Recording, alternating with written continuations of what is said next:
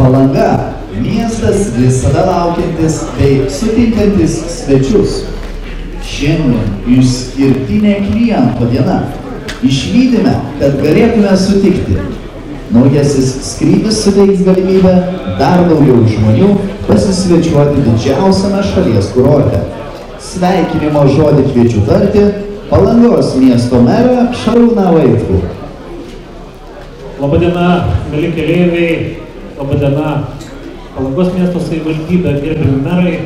Iš tiesų, labai džiaugiuosi visos Lietuvos, vakarų Lietuvos, pastangomis, būtent, kad iš Palangos oro uosto būtų daugiau skrydžių į įvairias pasaulio šalis.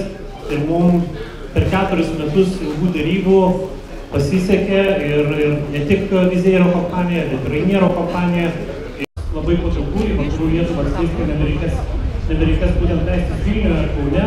Tai labai džiaugiuosi ir visus sveikinu ir ypač keleiviams linkiu kuo daugiau skraidyti ir dažniau čia atskristi atgal. Ačiū visiems.